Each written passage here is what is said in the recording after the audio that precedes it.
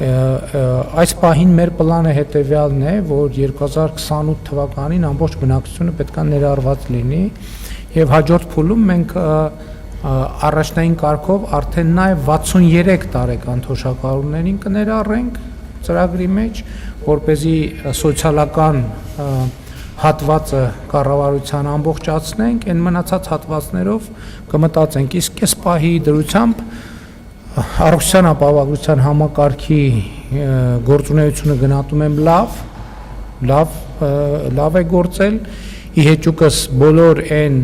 փորձերի եւ դա իմիջիայլոց նաեւ տեղի ունեցավ, որ լուրեր էին տարածում, թե ընտրություններից հետո համակարգը չեղարկվելու է, դրա նպատակն էր, որ մարդկանց հոսքերը էականորեն մեծանան եւ համակարգը կոլապսի ենթարկվի,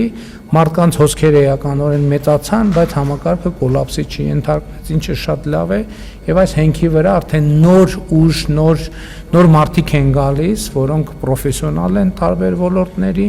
եւ իրենք համոզված եմ եւ հույս ունեմ, որ իրենց աշխատանքի արդյունքում կլավարկեն եւ բնականon զարգացումը համակարգի կապահովեն, իհարկե